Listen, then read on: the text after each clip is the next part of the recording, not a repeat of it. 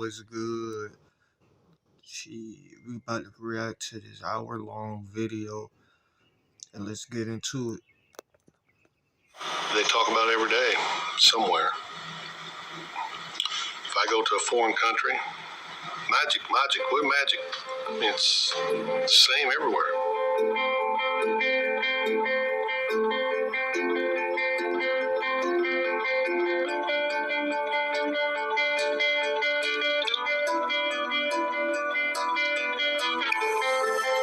We don't have to see each other.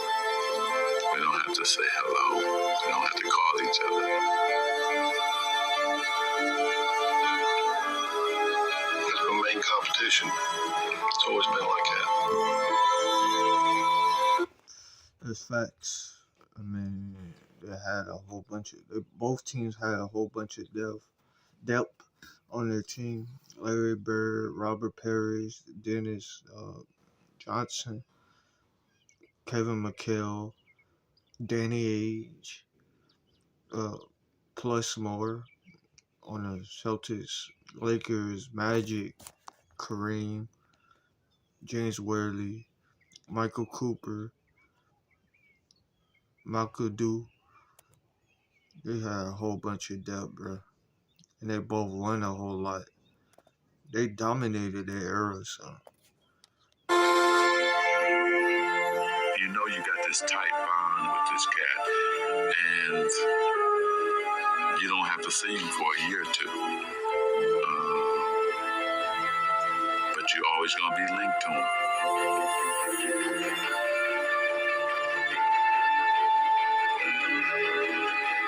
We got this connection that's never going to be broken. Right to our graves. They'll be talking about this 100 years from now.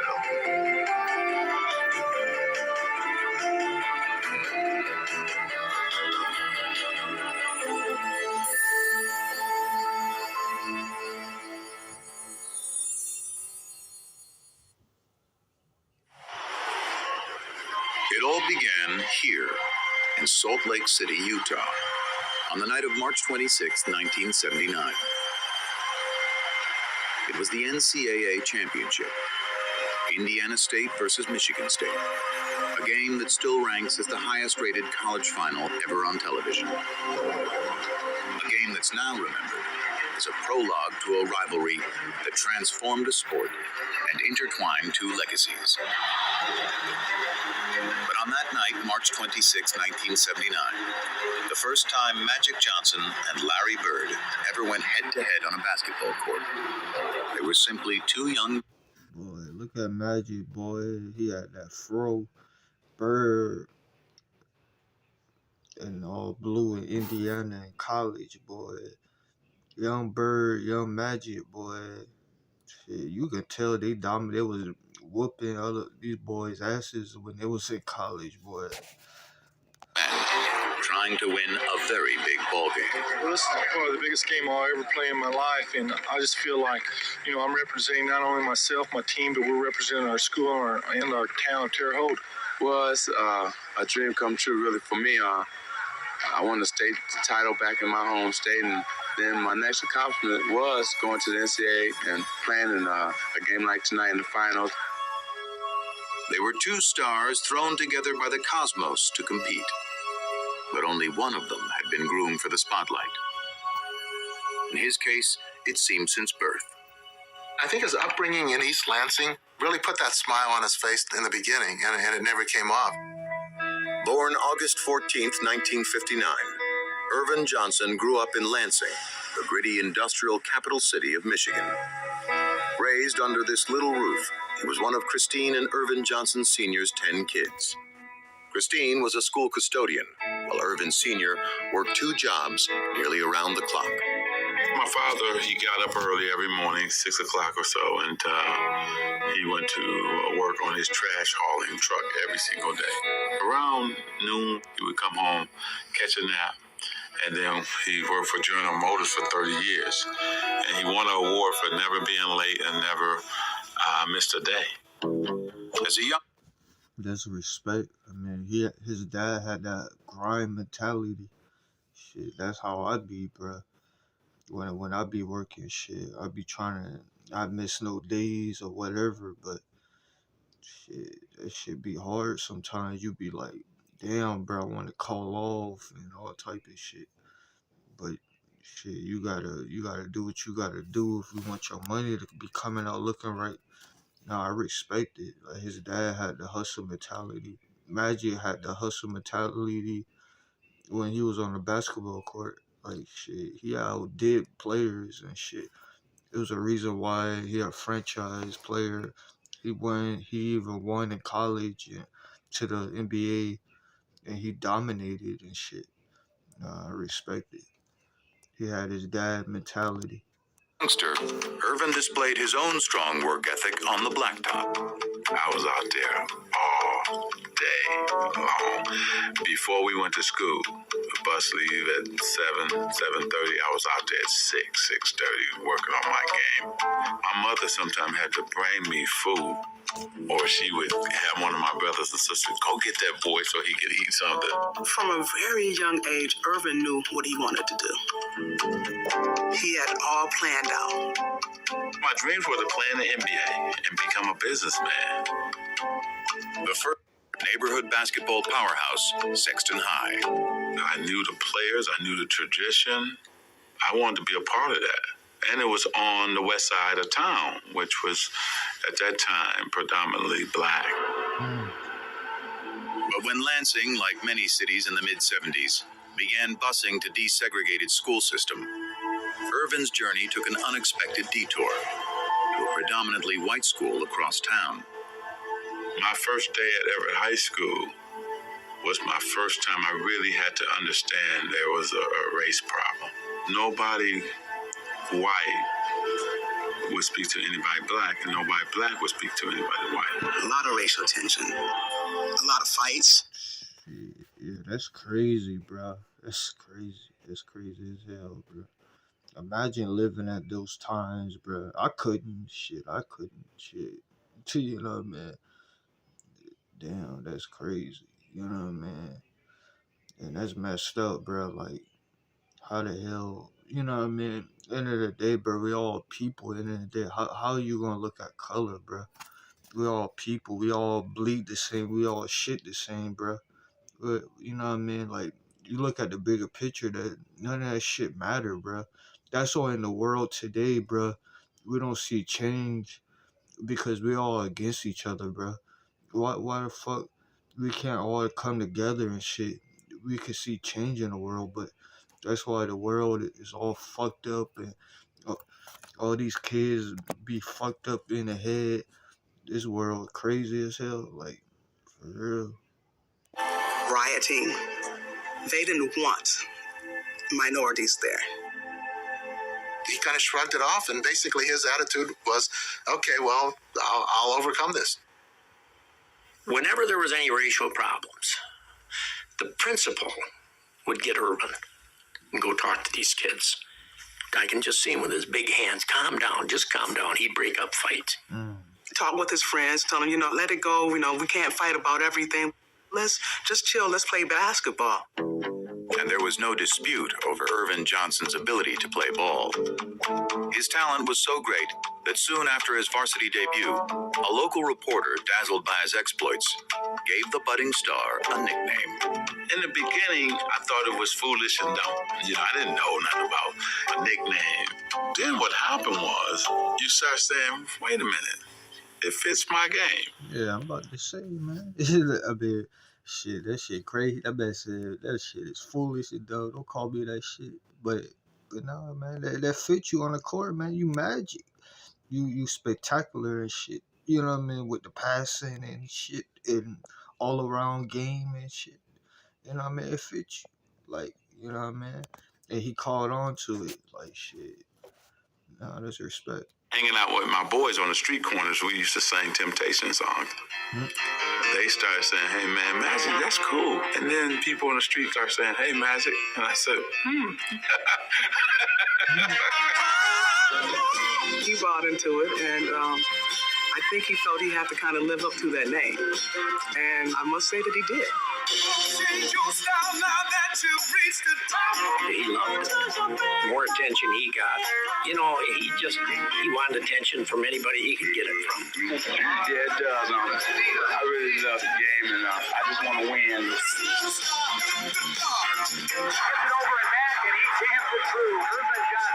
Irvin loved to dress. Nice sandal belt pants and overcoats with the fur around the collar. Always had to have his afro blown out.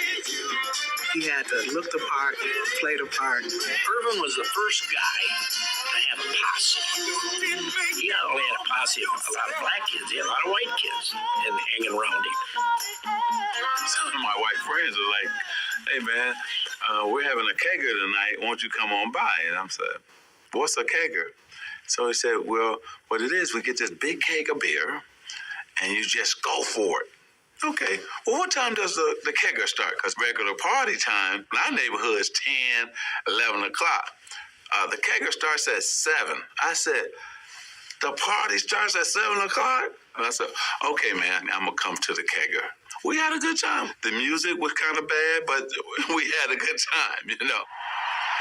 His senior year, Johnson did at Everett what he had planned to do at Sexton, win the state championship. And when it came to choosing a college, he decided to stay where the love would be assured, home in Lansing. Next year, I will be attending Michigan State University. At MSU, Magic's star quickly went national. But atop the college game, he soon discovered a certain presence beside him. Yeah, man, that's when he ran into Bird, boy. Bird was just a whole nother beast, bro. Like, shit. When I do Larry Bird videos, bro, like, shit, I be learning a whole lot along the way, bro. Like, I knew Bird was a great in his era, but damn, bro, like, he had an all-around game, too. Like, that's crazy, bro. I respect Bird. I respect everything about his game, bro. He's an all-time great, bro. Like, people don't even give him credit when it's due. Like, that's crazy. Like, you know what I mean? That man put in work. And it was a reason why Magic, Larry Bird, it was lottery picks. Because they was great. You know what I mean? They dominated and shit. And I'm pretty sure they dominated these other boys that couldn't even make it to the league. You know what I mean? That was just whooping their ass. You know what I mean? Crazy. The first time I saw Larry Bird was actually in a magazine. Saw his stats. Blown away by his stats. But let's see if he can really do it against us. And that's always a mindset of black players if he's a great white player. In 1978, after his freshman year, Magic would quickly find out, when both he and Bird were chosen to play for Team USA in the World Invitational Tournament. They would put Larry Bird and I on the same team together to scrimmage, right?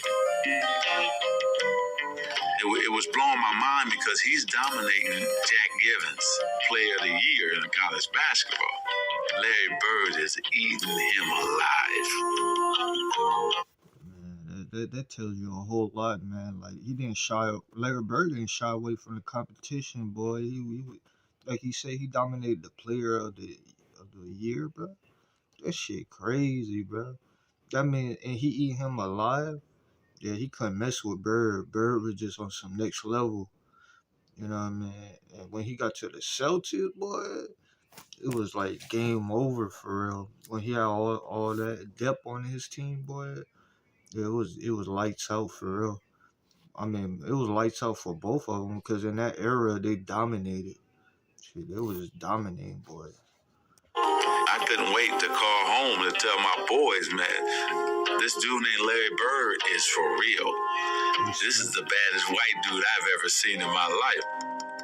Well, I thought he was very good. There's no question about it. I thought he's probably the best guard on the team. Irvin Johnson, look at that. We didn't get to play a lot, but you could tell. I think our first game was in Kentucky. We got about a 10, 12-point lead. And they put us in. Went to 25, 30, just that fast. Fast break again, 3-on-2. Griffith. And let's steal by Larry Bird. Take us out, The league go back down, put us back in. That's Bird and Johnson. The show start again. When you play with Magic, there's just something about it. You want to make that extra pass. You want to get that rebound and start the break.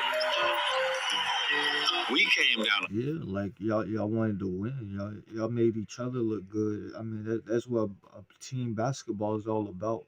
It's not all about scoring and shit. Oh, let me just score and oh, I can only shoot a jump shot. Oh, I can only play offense. Bro, it's more than that, bro. Like you gotta have an all-around game. You gotta pass the ball. You gotta rebound, play defense, make an impact on the damn court. You know what I mean? That's how you know if you got basketball IQ. If you could just shoot the ball and score, like you don't have no IQ, bro. You got to do everything on the court, bro. You got to do everything. Magic and Bird did everything on the court, bro. They had an impact. They knew how to play. They wasn't a one damn dimensional player. They had an all around game, and I respect that. Like shit, for real. A couple times I go behind my back, no look to him. He no look back to me, and I'm laying it up. I'm saying, oh man. There's that last play. Magic Johnson going in, drops off to Bird. Bird puts it back off inside to Johnson. Superman has it. This guy got game. They had some wonderful moments on the court, but they probably spoke to each other 4, maybe 5 times during that entire time period. And it was more like, hello, how are you this morning, Larry? I'm good, Magic. What'd you have for breakfast? Don't remember. Have a nice day. But such curtness was hardly strange coming from Larry Bird, who was not only one of college basketball's best players, but also its biggest enigma. I think he was a mystery to the extent that he wanted to be a mystery. He didn't enjoy doing interviews. He didn't go out of his way to do them. He wasn't particularly good at them. He was kind of like, hey, this is who I am. You want to know who I am? Watch the game. That's who I am. I start to read materials that... I mean, but that's respect, though. I mean, shit. I mean, he just wanted his game to show on the court. I mean, what was wrong with that, though? You know what I mean? If the man said he didn't want to do interviews, shit, he didn't want to do interviews. He just, shit. Like, you watching me play the game of basketball, shit, that's all y'all need to know. Respect on game. You're very quiet and you don't enjoy talking to newspaper people. Well, you know, there's different kind of newspaper people. There's people that try to push you. You know, people try to get things out of you. Things don't even pertain to basketball. And them are the type of people I like to stay away from. He didn't want people talking about his family. He didn't want his mother to have to deal with that or his siblings to have to deal with that. You got to remember where Larry came from. You know, Larry was raised in a 2 or 3 room house on a railroad track. Their family probably lived on $50 a week. He was raised tough. Larry Joe Bird grew up in southern Indiana, in the twin towns of French Lick and West Baden. The Valley, as locals call it, was a tough working-class area. Tiny and remote, it was one of the poorest places in the state. I didn't know that people made millions of dollars. I didn't know that everybody had a family car. I was in my own cocoon. I was in a small town with the people I knew, and I thought I would live there for the rest of my life. Arriving Pearl Harbor Day 1956, Larry was the 4th of 6 kids born to Georgia and Joe Bird. Early on, he and his older brothers earned a reputation around the valley. We were always considered troublemakers. We're either fighting amongst ourselves or there was always one of us fighting somebody. Larry was always one that kind of instigated things, you know. If I get my brother in a fight with somebody his age, I was happy as hell because I like to see him get beat up, and that's just the way it was. Shit, I mean, but shit, that's what brothers do. Shit, y'all getting fights, arguments, and all type of shit, but it's all good the next day. Shit, you know what I mean? That's normal. Shit, you know what I mean? Like shit, you get over this shit soon. You know what I mean? You have a disagreement. What's the issue? You know what I mean? Y'all fight, and then the next day y'all get over that shit, bro. Normal. If I got in a scrape with some kid, and my brothers didn't come to my side, they knew that when he got home, my dad was going to whip him. Larry and my dad were best of friends. They done everything together. When my dad would go out to my grandma's house, Larry would always go with him. They'd go fishing, do a lot of things together. But Joe Bird also had a darker side. stemming from a traumatic tour of duty in Korea. Larry remembers waking up in the middle of the night, hearing his father's blood-curdling screams from the nightmares he had had from the war. What happened to his father in the war affected his entire life. He was never able to quite get rid of whatever those demons were. A talented craftsman, Joe Bird struggled to hold steady jobs. And even when he was working, his demons would, on occasion, drive him to the bottle. There were times when Joe went out with the guys and had a few beers and the way. Yeah, man, that's what I hate, bro. Like when you be too stuck on the damn bottle and shit, you know what I mean? Then you say crazy shit, like man, pipe down with that shit, bro. Like you know what I mean? I understand, bro. Everybody go through something in life, but damn, bro, you on that damn bottle, bro? Like for real? Like you know what I mean? That's how you live in life. You know what I mean? Like you know what I mean? Like bro, you gotta get off that bottle, bro. You know what I mean? Like. And then you saying crazy shit. Oh, I don't remember what I said the next day. You know how that shit be. I don't remember this shit. You know, what I mean? Man, pipe that shit down, bro. You know what the fuck you doing, bro. You feel empty inside or some shit. You know what I mean? Like, man, pipe that shit down, bro. You got to do better, bro. And then, you know what I mean? Like, that's setting a bad example for your kids when you be drunk and high and cursing all the time in front of your kids, bro. Like that's bad example, bad behavior. What you think your kids are gonna? They're gonna pick up what the parents is doing. You know what I mean? Like you gotta just start realizing. You know what I mean? Instead of going backwards and shit. He just didn't come home that night, and that didn't happen every day. It happened once in a while, but when money is as tight as it was for the Birds, once in a while was a major problem for their family. My mom sometimes worked late, and sometimes she had two jobs, but that's the way it was. I worked at school during my lunch hours, worked at the local grocery store, put up hay in the summer. I mean, if you wanted money, you had to get it on your own. To young Larry, actions spoke louder than words. He was very quiet, kind of hung to himself a little bit. I saw Larry take an F. That's crazy, bro. They said Larry Bird was quiet in school, bro. I never knew that shit, bro. You know what I mean? I never knew that shit, bro. Like, bro, me and Larry Bird could relate, bro. I remember people in school would always be on my tip. Oh, why you so quiet in school? Why you so quiet?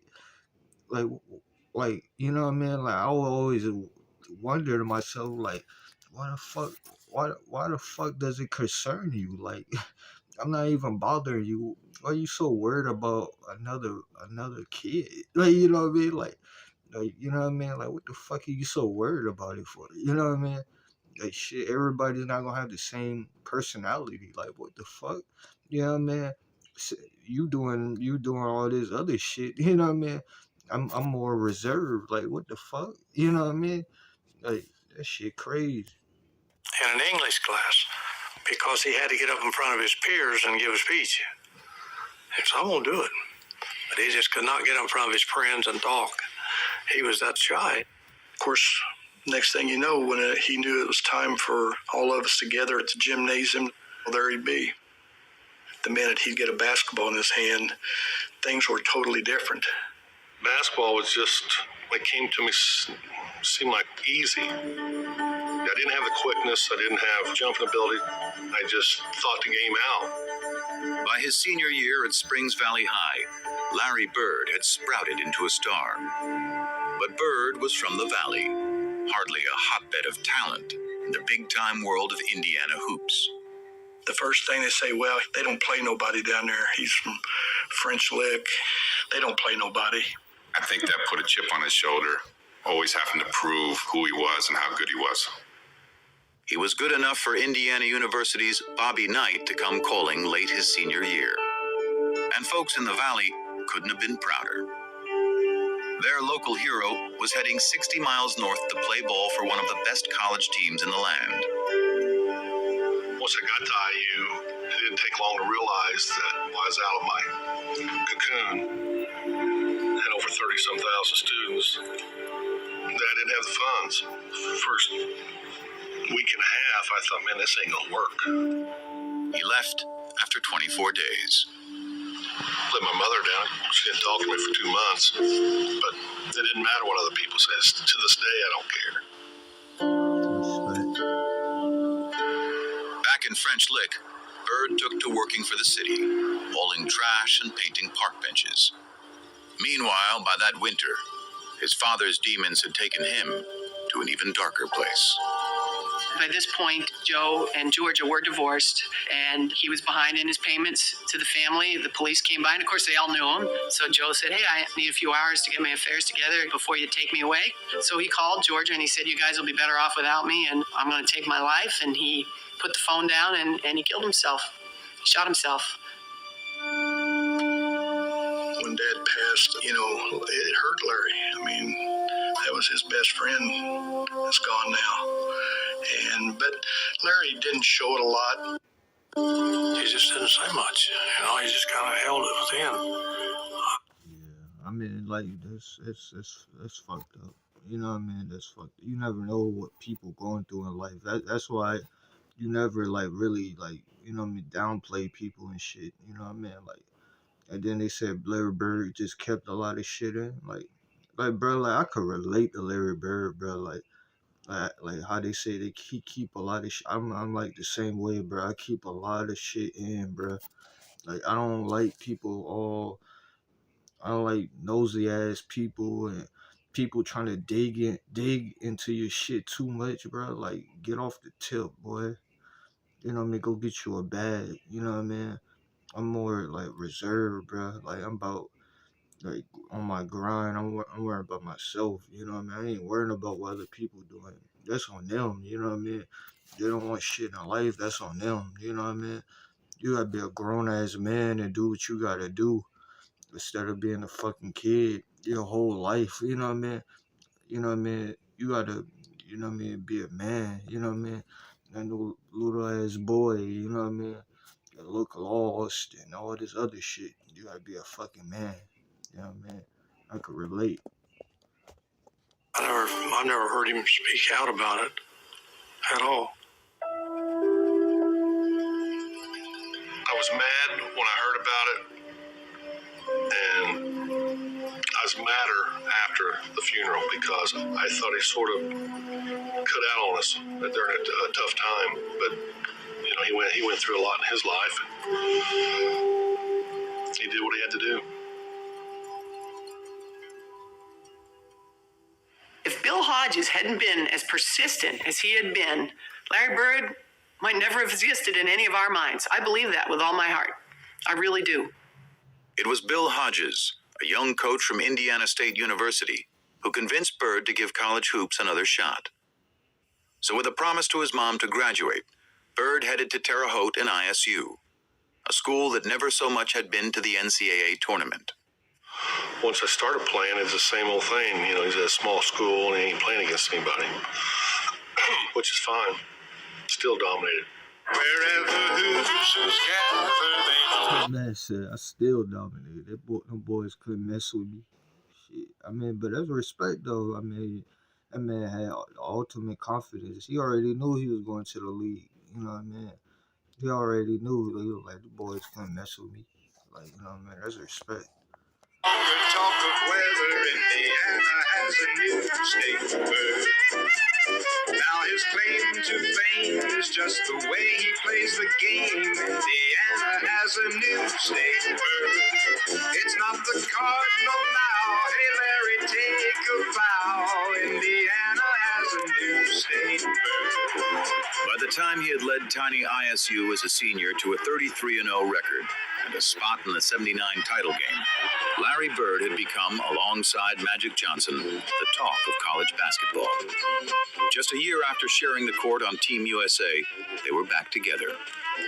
And the day before the big game, Magic couldn't wait to greet his old playmate. Indiana State was on practicing, and we were waiting in a tunnel. We got there early. I wanted to definitely say hello to Larry, When they came through, it was like nobody was saying nothing. I wanted to go toward him. Like his guys, made sure that he didn't say nothing. And then they kind of start snickering, like, Michigan State, you in trouble. We're going to kill you guys tomorrow. I probably did snub him. I don't remember it, but I'm sure I did.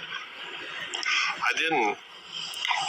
I mean, shit. I mean, it was no friends on the court. You know what I mean? Like, shit, you wanted to dominate your opponent. You know what I mean?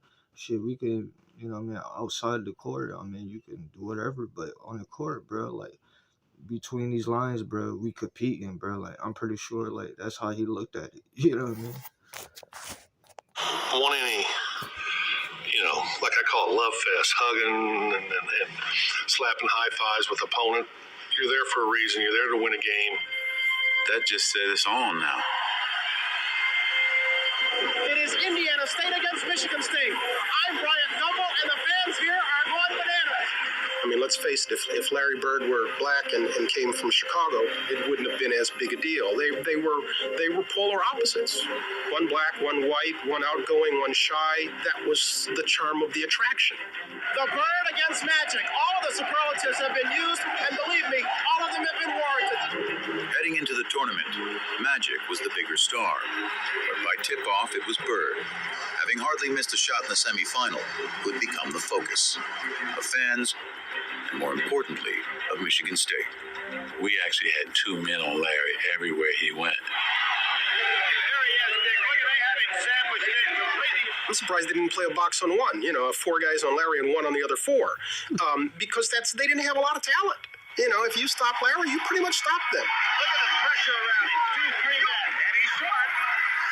I didn't play well at all.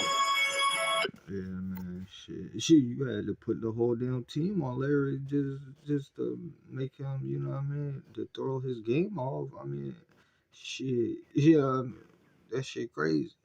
You know what I mean? So Larry Bird was carrying his team. Damn, I did not know that. Like, you know what I mean? I did not know that shit. I'm thinking he had like other players on his team. Clearly he didn't. Shit, he was the main guy on his team in college. Damn, that's crazy.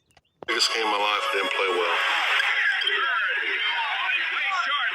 I think our length and our size, our jumping ability was able to bother him.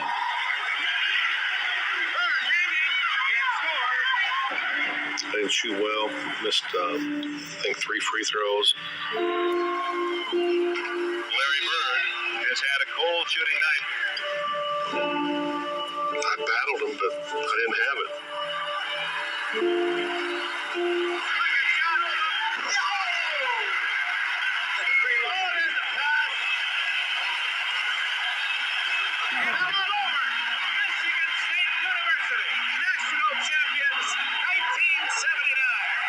Magic, not only were you leader on offense, I thought you did a great job on Larry Bird in the zone tonight in the ball. Yes, Coach gave us a good game plan to go against Larry Bird, and all we had to do was go out and do it.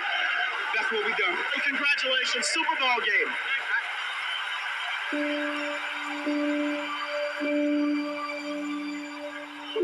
It was over, That was my 4 years. I was done. It still hurts. And when you win 33 in a row and you walk into the game, you never know what to expect. But I expect to win. We didn't win. Toughest loss I ever took. I knew it was going to haunt him forever because we were going to see each other a lot.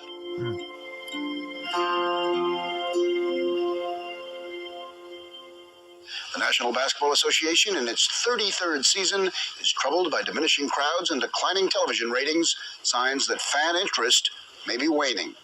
If college basketball was flourishing at the end of the 1970s, the pro game was crumbling.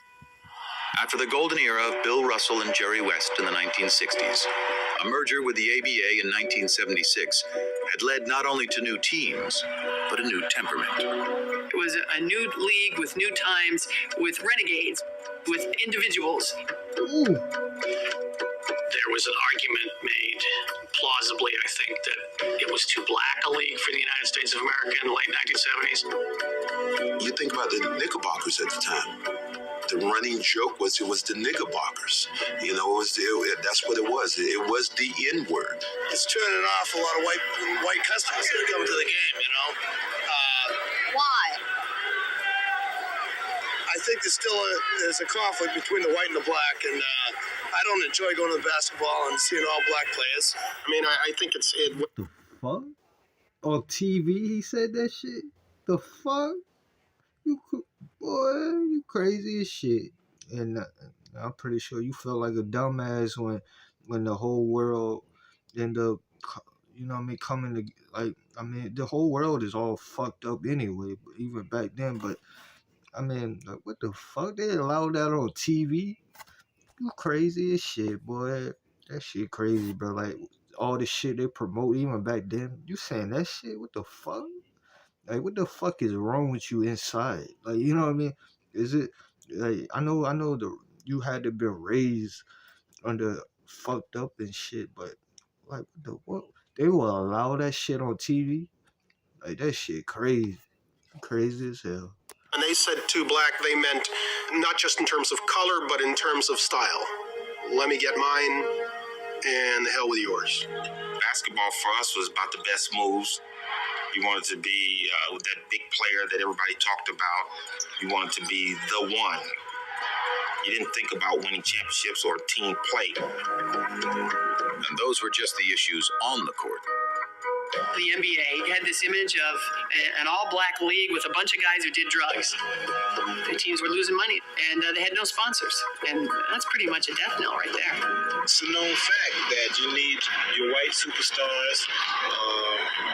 You just need more white ball players on the team for the white fans to identify with. And in the newest member of the Boston... Yeah, like they needed diversity and shit. You know what I mean? Bird fit that mold.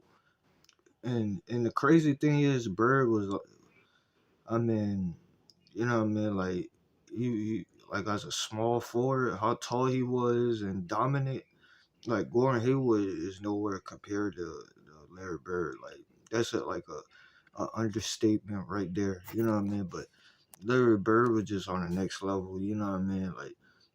Like come on, bro. Like, we ain't never seen no 6'8" white dude that damn good. Come on now. Let's keep it a buck, bro. And I'm not even talking about overseas, bro. I'm talking about American white player that was his size, bro. Come on now. You know what I mean? Let's put two together, bro. You know what I mean? Bird was him for real. Pay your homage. You either self-made or you bitch made. You know what I mean? And you know what I mean? Let's keep it 1,000. Bird was him, bro. Come on now. Celtics. That's exactly what the league appeared to be getting. There's hope he can help solve professional basketball's difficulties, which some say are compounded by a question of black and white. The Great White Hope. What does that mean? Well, you know, it's very hard to say because there's a lot of great white players around, and I just hope that I can just fit in as well as some of them that has fit in. He ran away. Shit, I mean, he admitted it was other great white players, man. Shit, you couldn't knock it. You could not knock it. From that designation, he made it very clear, almost from day one, that he was not the Great White Hope. You know, the great players are the black players, and they're the best.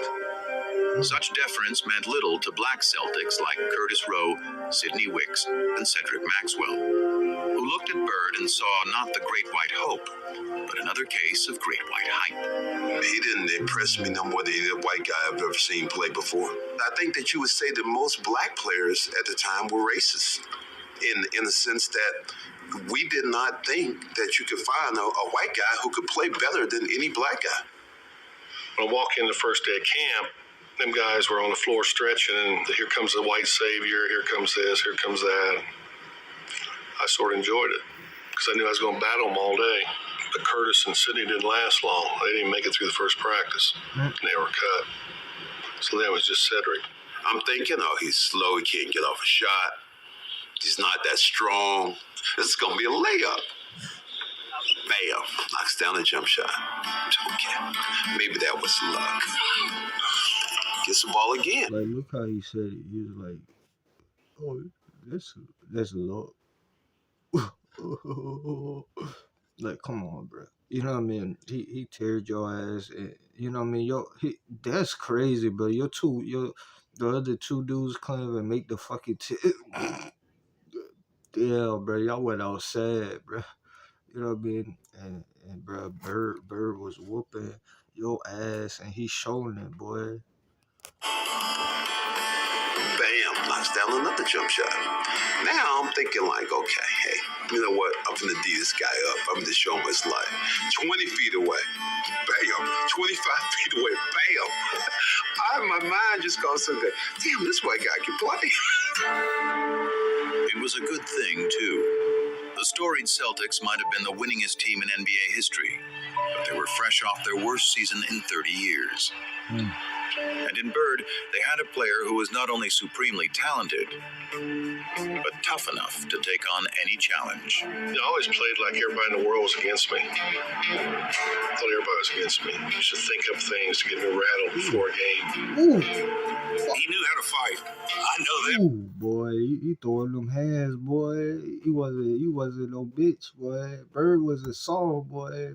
That man said, bah, bah. Boy, ooh, get hit like 2-piece, boy. Damn, boy, Bird was got them hands for real, boy. He let them boys know. He said, you know what's up, bro. Damn, bro. I respect that shit, bro. Bird was a fucking man. He stood on business for real. He stood on business. For real. From off the floor, one night somebody was giving one of his buddies a hard time, and Larry went over and, said, hey, this is my friend, and this guy was a pretty good sized guy. By golly, they go out back, and the guy turns and says something to Larry, and Larry hit this guy, and I caught him. Hit him so hard, and I go, whoa. He was from the old school, and that's how he played. Larry Bird plays it to the hilt, baby. I played the game hard. Played rough. There was no frills about him. He came in, he threw elbows. There was nothing smooth about Larry. New Englanders like that. They're hardworking people. They like that. That's how people view them, and that's what Larry was. Larry Bird follows his own shot. They also like winners. When Bird led the Celtics to the NBA championship in just his second season, he was finally one of those two. Damn, bro. His second season, bro. What? Like, bro, these rookies can't even do that shit, bro. Like, you know what I mean, but that's crazy, man. In his second season, this man did this. You know what I mean? That's crazy. Like, you gotta pay homage to Bird, bro. Like, he was just on another level. Like, they don't even talk about that. In his second season, he went to the NBA Finals. Yeah, he was just on another level, for real. For real. Boston loved Larry Bird. It just wasn't so clear at first how much Bird loved the city back. There's only one place I'd rather be, French Lick. Thank you. Man, Larry was almost agoraphobic in his treatment of anything outside his hometown. He wanted to be the Wizard of Oz. He wanted to intimidate people and keep them at bay. The further we are away from each other, the more I like it. I had a nice little house. I had my little yard. I want to go from there to practice back. If we had a game coming up, I want to go there to the game and back home. It was all basketball. My whole life was basketball. If he was just sitting there with just me, you were looking around mumbling, trying to find things that we had in common that we could talk about. Now, we started talking about basketball, we started talking about players. It was, it was great. U.S. history?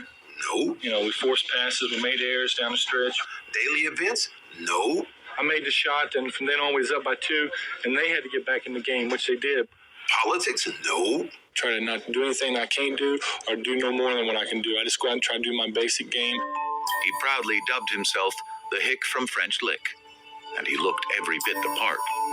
But those who played him for simple did so at their own peril. One of the great ways, I think, of winding up with no money in your pocket is to think Larry Bird is dumb. Syntax is not intelligence. Unlettered is not stupid. He's got a great sense of humor. He just didn't show that to people. That didn't mean he didn't have it. He did, however, allow the public one small indulgence. You could come out on Saturday and watch him mow his lawn. Huge crowds started to stop. Larry Bird's cutting grass in front of his house. It's like he's mowing his lawn in the springtime. Larry is about doing things himself. And I think it's one of the things that made him so beloved in Boston. But as Bird navigated through his new world, he still had one eye fixed on a familiar foe in a faraway land.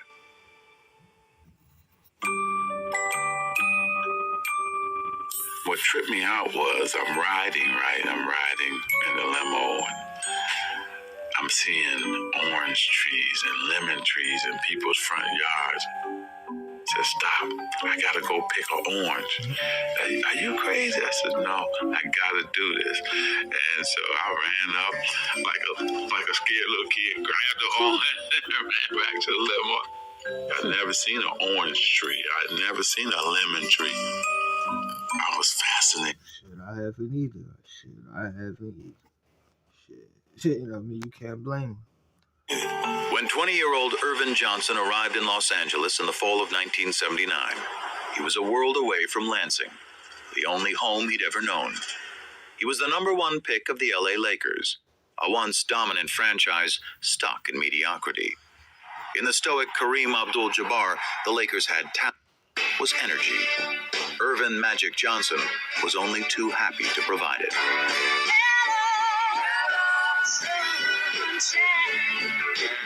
Lit the place up. Changed the franchise, changed the temperament. I changed it from the very first game.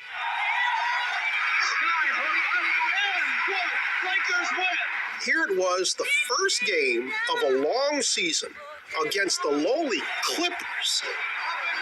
And Magic was embracing Kareem as if they'd just won their 10th straight championship. It was like, man, this is a different kind of dude. From the day he arrived, he became the prince of the city. He reminded me of a guy who wakes up without an alarm clock. And that's what I used to always say. I want to be happy enough to wake up without an alarm clock because I want to go into my world.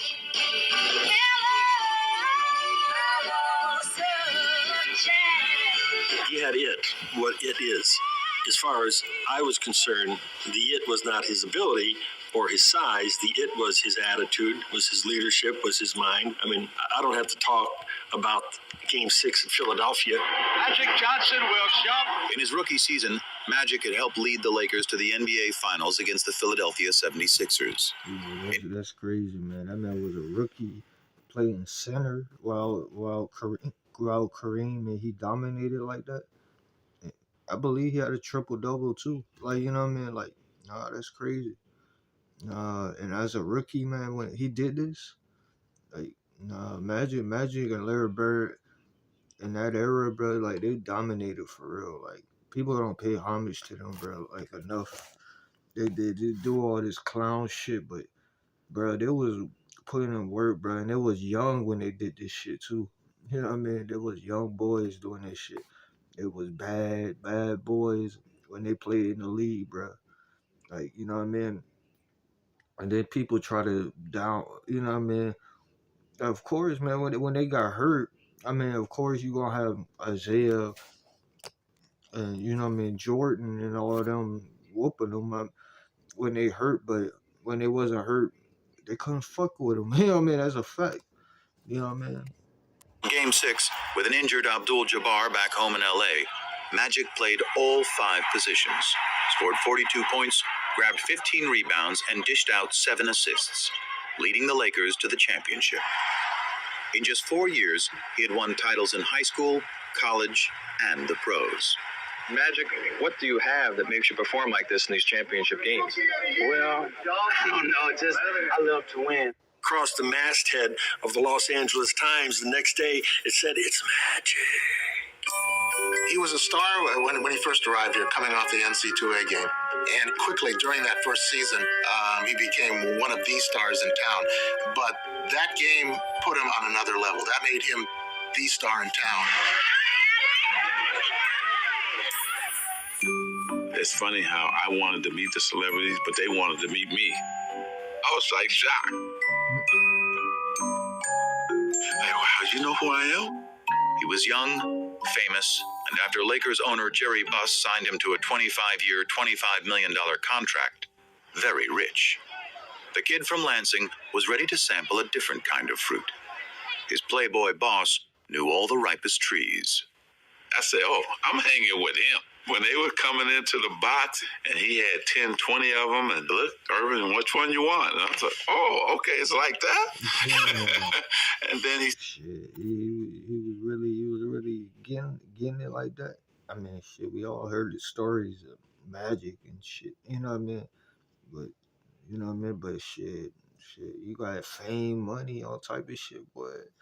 Of course, man. Of course, they're gonna be all on the tip. You know what I mean? You got the world in the palm of your hands, and you the best player.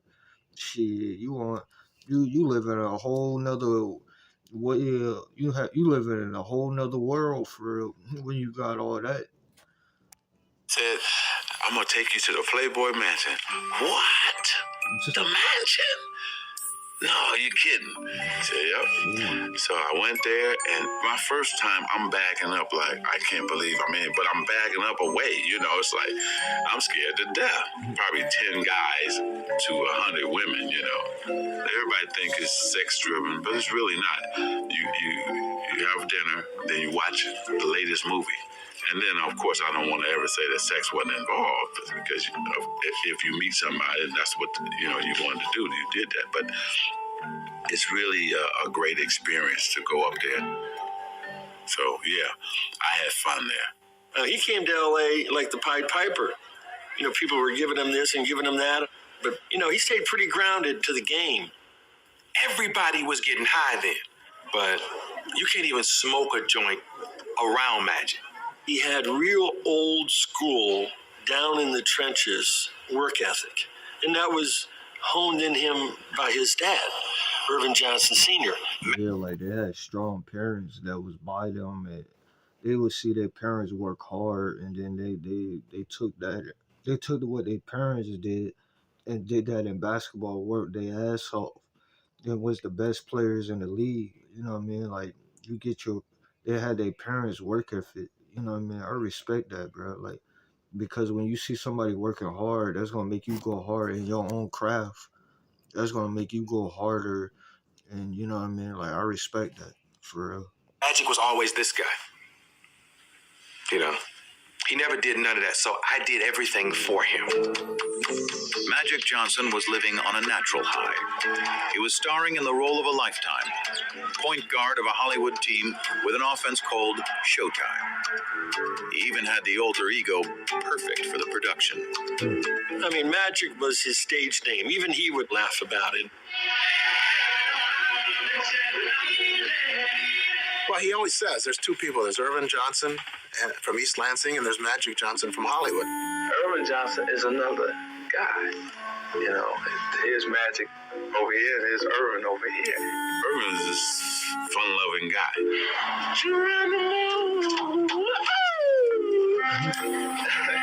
Magic was so serious and dedicated to his game. And he was a crazy competitor, man. Yeah, man, you was a competitor, man. You wanted to win, you know what I mean? You wasn't no BS on the court, you know what I mean? Like he said, Magic was all about winning. Irvin was a whole different person outside the court, you know what I mean? Shit, that's what I'm saying, man. I respect it. Magic was a problem for real when he was playing, bro. Like, yeah, he was a real problem, man. He was competitive, like, and the whole, you know what I mean? Like, he one of the best point guards ever. You know what I mean? Like, you gotta pay homage to Magic, bro. Like, one of the best. You know what I mean? For real. Irvin, I think, is the smiling kid from Lansing. I think Irvin died about 25 minutes after the NCAA championship game. Irvin doesn't have the ego that Magic has. Magic got a crazy ego, and winning is everything. And Irvin wanted to, along with Magic, conquer LA.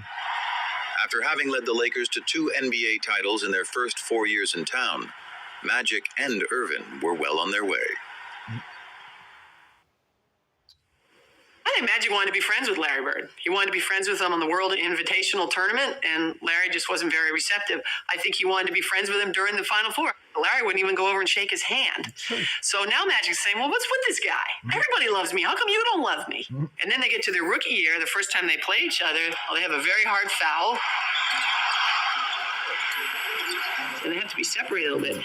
And Magic's like, all right, well, the heck with this. Ooh, shit, they was about to run heads, boy, their rookie year. Damn, that's crazy, bro. Oh, shit. The Magic and Bird was like, shit, we about to fight, boy. We on this damn court. Ain't no friends on this damn court, boy. We gotta fight. We gotta fight. We gotta just stand on business. Fuck you mean? We gotta stand on business. This guy. You don't like me? Fine. All right, good. I don't like you either. You know, he's a very competitive player, and I'm a very competitive player. And we go head to head, and we go for blood almost. The vibe was nasty. It was ugly. It was we didn't like each other. I'm the one that did all that. To tell you the truth, I just want to be hanging around him. I mean, that was my main competition. Huh. I mean, shit, he kept it real. I mean, I respect it. You know what I mean? He not sugarcoat shit. He not beating around the bush. I mean, Bird kept it real. Like he a real one, bro. I respect it, bro. Bird, like, shit, I'm gonna keep that shit 1,000, bro. Like, I didn't want to hang around. I didn't want shit to do with him, bro. You know what I mean? Shit, I'm trying to win a game, bro. I'm trying to win. I'm trying to win championships. No, I respect it, bro. Like, I mean, who ain't gonna feel like that when you're trying to win and when somebody else is in your way of accomplishing that? You know what I mean? Who isn't gonna feel like that? You know what I mean? And he couldn't escape the memory of losing to him in 1979. Oh, it ate at him bad that he didn't win that national title against Magic. That was something that just burned him. It was one thing for them to be in the 79 championship. Magic had the better team. Everybody agreed with that. Magic had the better game. Fine. Now you get to the pros. Larry has this incredible year. But there he is, watching in a club while Magic Johnson wins a championship, and he's thinking, all right, I'm behind 2-0 now. Yeah, I watched that game, and I couldn't believe it. Yeah, he used that to motivate him, and then it made him work on his craft, and he came back better than ever. And then shit, Bird starts showing, boy, I'm gonna come back. Y'all gonna start talking about me and noticing me in this league. You know what I mean? Like he used that as motivation. That's what it sounded like to me. I always wanted to play at that level. But what Bird couldn't possibly have known was that he had inspired Magic's performance when he was named Rookie of the Year earlier that same day. The PR person from the Lakers says, hey, Irvin, the Rookie of the Year voting has come out. And Magic says, okay, well, who won? He said, well, Larry Bird won. And Magic says, well, was it close? And he said, oh, no. He went out that day, yes, to try to win the NBA championship, but also to prove it to one Larry Bird. You know what? I should have been Rookie of the Year. Even though I won the championship, I still wanted to win Rookie of the Year too. He won that championship. I was pissed. I want him one. But even after he had won one the next year, his obsession only grew deeper. I'd get up in the mornings and see what he did because their games came on late. Then you look at the box score. I had to have him there for some reason. It's like a crutch. Somebody I can compare myself to. I hated what was being said that Larry was better than me, and I'm just a guy who can control the game. My first 4 or 5 years, that bothered me a lot. I didn't tell nobody it bothered me, but it did. Their competitive dislike emerged from a greater truth, that on the court, they were doppelgangers. Team-oriented stars who cared about winning above all else. Basketball savants who fused the substance of the 60s with the style of the 70s to create a new and exciting yet selfless way to play the game in the 1980s. Yeah, I'm gonna pass. But I'm gonna pass in a way to make you look like a jackass. They were so similar in the way they competed. I mean, they were two halves of the same brain. Two different men, two different colors, but both wanted to win, both won championships in the era, both dominated. You know what I mean? Like shit, it is most definitely similar. You know what I mean? Competitors, winners, all-time greats. You know what I mean? Like shit, they was on some next level. You know what I mean? For real. Same craziness to excel. I seen that first couple of days I was with him. Basketball IQ off the chart. Seen the game a little different from most players. Playing the game the right way was everything. A lot of guys can just score. A lot of guys can just rebound. A lot of guys can just make plays. We can do it all. Larry and Magic could control the game with 12 shots. It was amazing. They'd be 7 for 12. They'd have 20 points, 15 rebounds, and 12 assists. And you go, man, the guy shot the ball 12 times and was the best player on the court by far. I think it was tough at first. I don't think either one of them wanted to recognize that they had any equal anywhere in what they did. But they sure as hell didn't want to recognize that their equal happened to be that other guy. That's why we hated each other too, because we knew we were mirrors of each other. I think for a while the two of them had to come to grips with that. They had begun changing the game, but with continued low television ratings and tape-delayed finals, the league was struggling to get the word out. When the NBA and CBS signed a new TV deal before the 82-83 season, the rescue plan was simple. Sell more Bird and Magic, and sell them not just as ball players, but as arch-rival characters in their own dramatic saga. You got this slick Showtime African-American guy out west, and you got the lunch bucket, floppy-haired white guy with the bruises all over his body. It's central casting. It's perfect. I mean, this was like made in heaven. In 1979, this idea of Magic. Yeah, it was like a good marketing scheme, but at the same time, they both lived up to it. You know what I mean? If they didn't live up to it, how the hell would it be a good marketing scheme? You know what I mean? They both lived up to it. Like, you know what I mean? It played into good, you know what I mean, ratings and all that, but nah, bro, like they lived up to it, man. They was both him for real. They both had all around games. They both was competitors. They both one in Boston, one in Los Angeles. You know what I mean? Like, bro, like come on now, bro. Like they was making noise for real when they was in the league for real. Bird was created. And so that was sort of a no-brainer. We'd have a doubleheader. It would be the Celtics playing first and the Lakers playing second. And that's the way we did it. And when the Celtics and Lakers both reached the finals just a year into the new TV deal in 1984, it appeared the superstar investment was about to pay off. It was huge. It was probably the biggest moment the NBA had up to that point. You had Boston and LA, East against West. It had all the elements of a classic showdown, including what was becoming the most inescapable element of all. Did we know that blacks and whites were lining up, the whites with the Celtics, the blacks with... Of course we knew that. Even in the Celtics' own backyard. They land at Logan Airport at the 84 finals. He's getting accosted by various people who are telling him Larry's going to take him down. But this one older African-American gentleman comes up to me and goes, Magic, I want to wish you well. Good luck. I want you to crush the Celtics. And he said, oh, where are you from?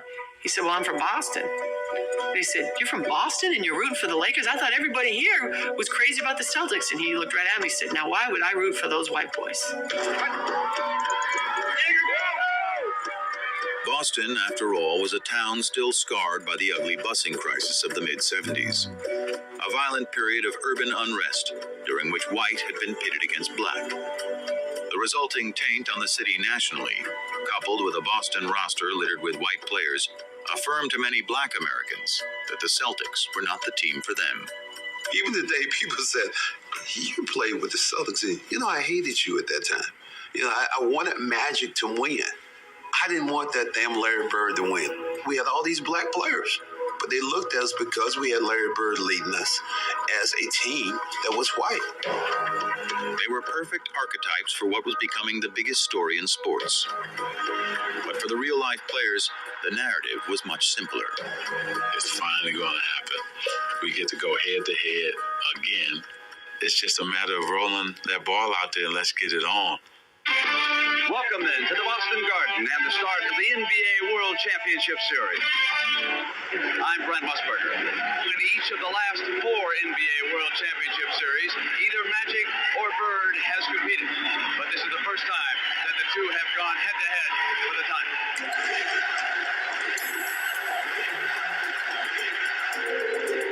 Man, we jumped out on them that first game, and we won in Boston. And with less than a minute to go in Game 2, the Lakers were closing in on a commanding series lead.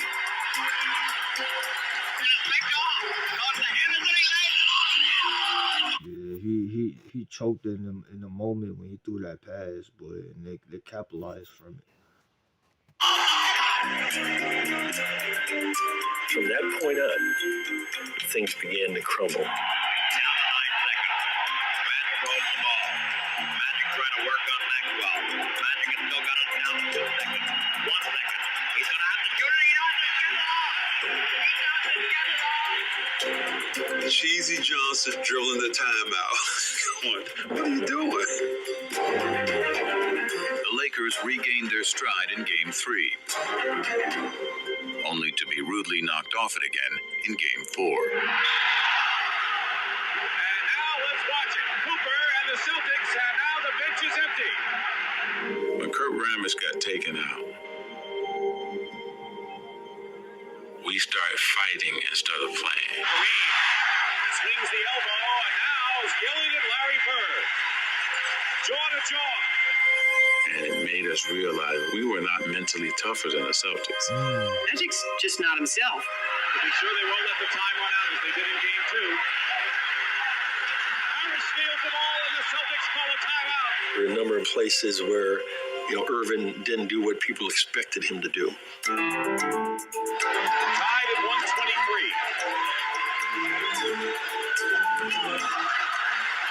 He misses the first. Johnson misses the both. Celtics want a timeout. Responded, Magic Johnson goes to the bench. Bird, turnaround,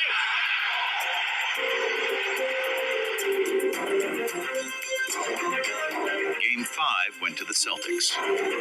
Game 6 to the Lakers. It was like 1979. That's how you know it was a good series. That series went to 7, man. That is just crazy.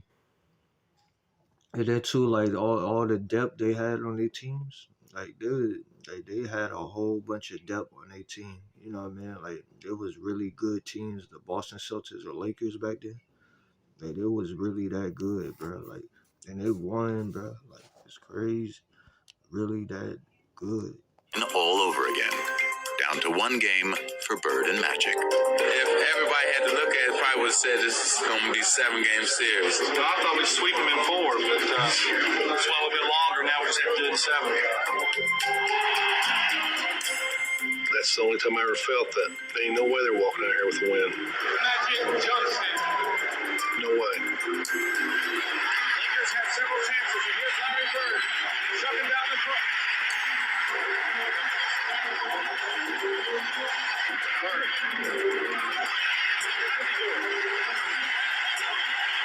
Johnson with the ball. The Lakers trying to cut it to 1. And he loses it.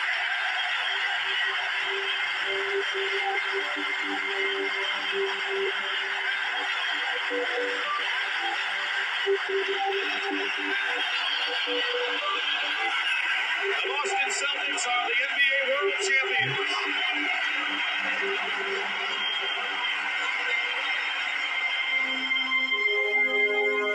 I pride myself in being the guy who's going to win it for us and deliver under pressure. And it didn't happen. I hope he was hurt. I hope it killed him. He made some bad plays down the stretch, and nobody in there was happier than me. Not only winning the game makes you feel good, but just knowing the other guy's suffering, and you know he was. I remember after the game that both. You know what I mean? But shit. Bird got the W. Shit. He got the W, won the championship. That's all that mattered to him as a competitor. That's how you supposed to feel. And you know what I mean? Damn, it's tough. He and I were in the showers crying and stayed in there for about 35, 40 minutes. It was hard because not only had we lost to the Boston Celtics, he had lost to his nemesis, Larry Bird. I think he just just made me dislike him more, you know, because he was that good. And I think you be jealous. You jealous a little bit. Larry, does this get you even with Magic for what happened between Michigan State, Indiana State, all of Damn, that man had 20 points and 12 rebounds, man. That's what I'm saying. They don't even talk about Bird like that, man. That man, like, the 20 points, okay, that's good, bro. I mean, that 20 points, everybody's not scored 20 points in the league, you know what I mean? But 12 rebounds, bro, like, he had an impact on rebounding the ball. See, you got to look at the little things like that. He had an impact rebounding. Like, just let that sink in your head. 12 rebounds, bro. Like, he really did that, bro. Like, he makes sure, like, he made an impact on rebounding the ball, bro. Like, that tells you right there he wanted to win. You know what I mean? If you pay attention to the little things like that. I don't worry about that. We're professionals now, but I won this one for Terre Haute. Well, it was a big deal. I remember asking Quinn Buckner about it afterwards. They had a celebration in downtown Boston after they won the championship. And, you know, it was unusual for Larry to have these little outbursts, as Quinn would call them. But, you know, about 11:30 at night, finally he turned to Quinn. He goes, I got him. I finally got him. And he was talking about Magic. The league was rejoicing too. Game 7 of the '84 series was one of CBS's highest-rated telecasts of the year, and the highest-rated game the NBA had ever produced. All of a sudden, whether it was at CBS or Madison Avenue, the sports writers around the country became phenomenal. What is happening here? The absolute foundation in this resurgence was the Celtics and the Lakers, Larry Bird and Magic Johnson. But Magic was in no mood to bask in the accomplishment. I took a media beating. Tragic Magic. This is why we say Larry Bird is better. It's probably the first time ever in my life I was depressed. And I didn't want people to see me. It was something I never dealt with in my life. Yeah, that's crazy, man. I mean, because he wanted to win and Bird was in his way. And then that motivated Magic to get better and worked on his game a lot more and came back more motivated. Man, I mean, when you play against competition, bro, it makes you better, bro. Makes you a whole lot better, makes your game more sharper. Like, I mean, these are the two best players in their era at that time. And they all-time greats, you know what I mean? You got to put them in top 10s, bro. Like, not even putting them in no top 10, bro, that's discredited them, bro. Like, come on now. Like, y'all got to put these people in top 10, bro. Like, that's dumb, bro. Like, they have the resume, bro. They won. Like, they winners, bro. They dominated their era. Like these be clowns on TV. Like, don't even know how to make these lists. And I see these other YouTubers, bro. Like, come on, bro. Like, y'all don't know nothing about basketball, bro, at all. That particular series, that championship series, redefined his whole career because he never stopped working after that. Magic was on a mission to prove to himself and the world that with the ball in his hands, he was still the one in control. And after his Lakers ran through the '85 season, he quickly got what he wanted. Another shot at Bird and the Celtics. They won the East, we won the West. So it's like everybody just get ready, sit back, and let's enjoy it. But that smile belied the intensity of the clash that awaited. If I had a glass of water and any of those guys had been on fire, I would drink the water and watch them. They called us, chokers and sissies. We didn't like that, and they thought less of us. I knew they did. In '85, we played them 4 times in exhibition season for some reason. I don't know why they scheduled that. By the 4th game, there was an all-out brawl.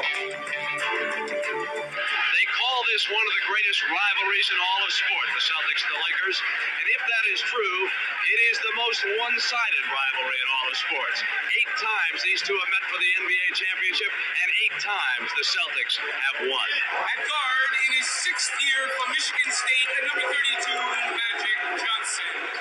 But in the '85 finals, Magic changed the script. Over 6 grueling games, he masterfully controlled the pace with all-around brilliance. He has a triple-double again. Behind their point guard, the Lakers finally knocked out the Celtics, winning the clinching game in the Boston Garden. 3 in 6 years. LA comes to Boston. Magic got his revenge back. Magic got his revenge. Magic got his lick back. You know what I mean? Damn, that's tough. You know what I mean? But shit, they both Magic like I gotta redeem myself, boy. I gotta get my revenge. That shit, it played in his favor. Shit. I mean, but Magic was him for real too. Like, you know what I mean? Like a tall point guard that we ain't never seen. Like, you know what I mean? Really, Magic was, you know what I mean? Because you look at Magic, how tall he was, like 6'9". Like you look at LeBron, you know what I mean? LeBron emulates Magic for real, like when it comes to passing and how tall he is, but LeBron more athletic, of course. But Magic was, you know what I mean, he had that IQ, like that's who LeBron really emulates, Magic IQ, you know what I mean? But motherfuckers in basketball wouldn't know that. You know what I mean? They would just, oh my God, ooh, like, what the fuck are you saying? You know what I mean? You sound like you have cookie crumbs in your fucking mouth. Like, you know what I mean? Can you speak? You know what I mean? Like, this shit crazy. And wins the world title.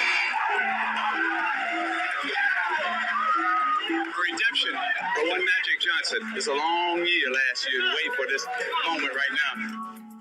Magic had evened the score with Bird on the NBA floor, but the significance of their rivalry and their relationship was still just taking hold.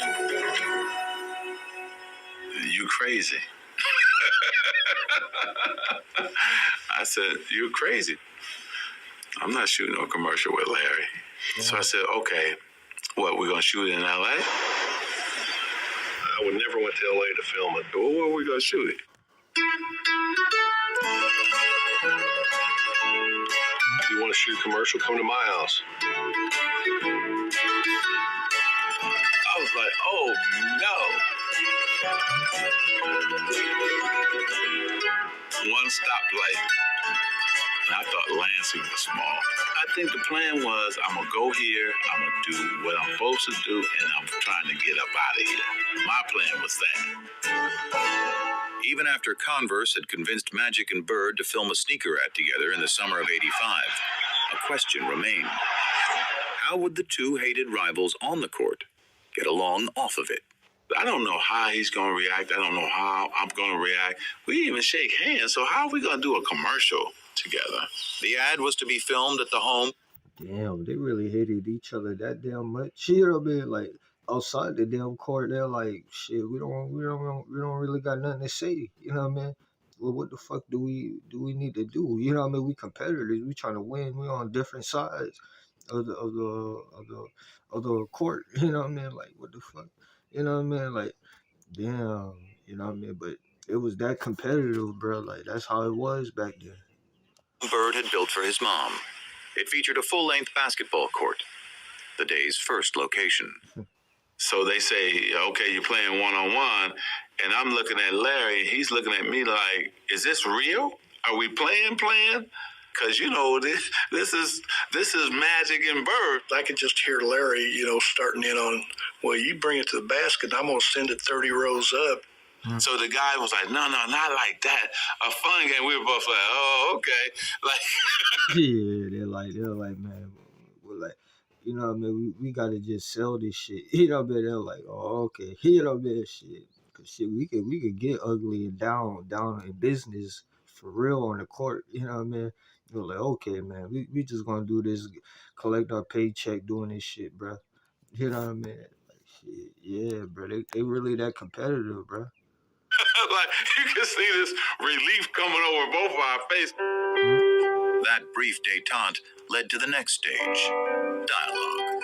We sat down next to each other. How was your summer? Oh, it's going good. How was yours? It's going great. I said, man, it's a nice spread you got. He's asked me. Yeah, they started a friendship, bro. Like, that's how it's supposed to be, bro. Like, y'all competitors, y'all not friends on the court, but outside the court, bro, like y'all could be friends, bro. Like they started developing a friendship, bro. Like that's key, bro. because y'all both was big, bro. Y'all both was big as hell and made an impact on the game of basketball forever, man. That was a big moment right there. Is this where you play? I said, yeah, let's play here if it's not windy. If it's raining or windy, I go to the gym. But this is where I do all my work. I see that tractor. You work on the tractor? He said, man, I work on this tractor every day. Larry Bird work on the tractor? He said, yeah. It's just them two walking and talking, and every once in a while they'd stop and one of them would say something, and then they'd start laughing. Then they said, okay, break, it's lunch break time. I was going to my trailer. He said, no, my mother has prepared lunch for us up at the house. We went up to the house and we sat down there and we talked, and my mom, my brothers thought the world of him. His mother was so nice, making sure I had enough to eat. I just saw my mother. It was crazy. He charmed her. You can say it, but that's magic. He makes everybody feel welcome and warm, and he's a con man. And while Magic charmed Georgia Bird, it was someone else who intrigued her son. He met Irvin at lunch. Irvin is a good dude. I like Irvin a lot better than Magic. There's respect, bro. Like Bird paid homage even to that man outside the court, man. Like that tells you how Larry Bird was for real. Like and his mom treated Magic real good, man. Nah, man, Larry Bird came up in a good household. You can tell he was a good man. Like, you know what I mean? Like, you know what I mean? Like, he wasn't on no funny shit or nothing. You know what I mean? Like, you don't hear no funny shit with Larry Bird or nothing, bro. Like, I respect that. For real, bro. That's real shit. I was just so happy to finally be Irvin with him because Magic was like, I don't know if I want to get to know this guy. But Irvin got a chance to talk about family. I grew up. We just became two relaxed guys, just talking. That day was great. It was a great day. Beautiful day. Still, for Bird, ever the competitor, that's all it was. Just one day. Magic thinks the next year, okay, well, now we're great friends. So, after the game, we're going to go out, we're going to have a beer. And Larry's like, no, you're right. I know you better. You're a good guy, but I still don't want anything to do with you. He's a happy-go-lucky guy. If me and him got to be really good friends, go out on the court, he could still play the same game. I couldn't. I mean, that's just the way it is. But when the ad hit the airwaves, for others, the perception changed. I saw those limousines going through the cornfields, and I said, no, they didn't sell themselves out. Made a pair of Bird shoes for last year's MVP. Yep. But they made a pair of Magic shoes for this year's MVP. Okay, Magic, show me what you got. Well, this is really a business. Show me what you got. Classic. That's a classic, bro, for real. The Bird shoe, the Magic shoe. And maybe that's where the business... I respect it, bro. I respect it. I mean, that was the hustle back then, bro. Not even trying to be on no clowning shit, bro. I respect it, bro. Like, you know what I mean? It was just funny, like how he said it in the commercial, bro. You know what I mean? But outside of that, bro, I respect the hustle, bro. They really some, you know what I mean, good players and hustlers for real, bro. This thing started to get bigger and began to trump who they both really were. It polarized the whole idea of lunch bucket versus Hollywood, white versus black. Just cemented all the differences between them. Kids weren't wearing black gym shoes because they didn't want to be associated with the Larry Bird camp. You wore your white Converse. The basketball rivals had morphed into cultural warriors, and race, more than ever, had become an unavoidable part of the conversation. But nothing about Bird and Magic had ever been as simple as black and white. One of the big reasons this rivalry became so emblematic of so many things is because it was an easy dichotomy for people to understand. But it's crazy to simplify it as saying white people like Bird and black people like Magic because 13% of the country is black. It wasn't like 87% of basketball fans preferred the Celtics. Who's your favorite basketball player? Magic Johnson. Who's your favorite movie star? Eddie Murphy. All you ever talk about is nigga this and nigga that.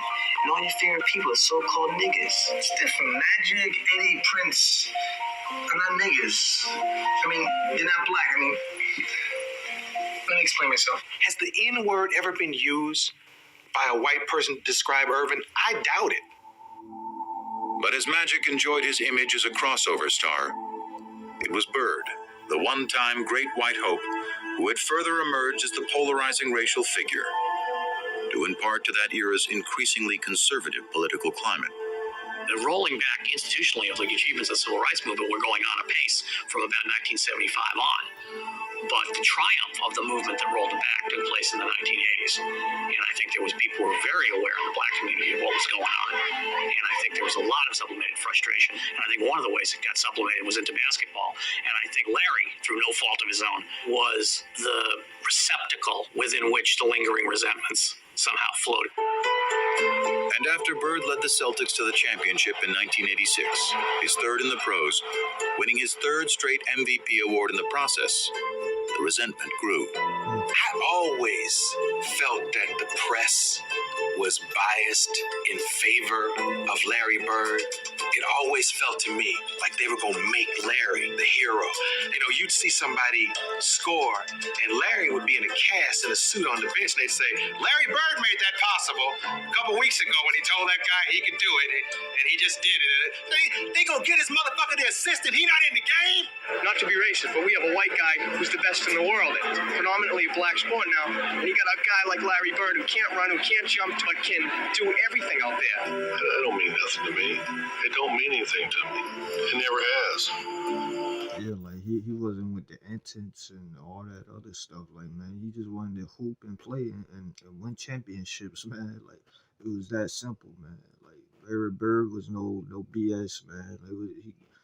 He's solid, bro. Like, he real solid, bro. And I learned a whole lot doing Larry Bird videos. I knew he was an all-time great in his era, but I didn't know he had an all-around game. I didn't know, you know what I mean? Like, he was a good dude for real. You know what I mean? Like, he all about winning for real, bro. Like, see, and people barely even talk about that. You know what I mean? But I respect Larry Bird. Larry Bird was him for real. You know what I mean? You gotta pay more respect. Put respect on that man's name. You know what I mean? Stop playing with that man.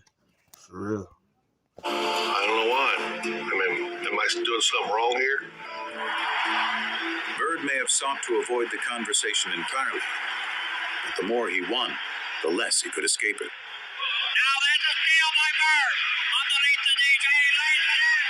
What a play by Bird. In 1987, after Boston beat the Detroit Pistons to advance to the finals for the fourth straight year, Pistons rookie Dennis Rodman called Bird overrated because he was white. His teammate Isaiah Thomas then chimed in with some thoughts of his own. Very, very good basketball player. I think he's an exceptional talent. But I'd have to agree with Rodman. If he was black, he'd be just another good guy.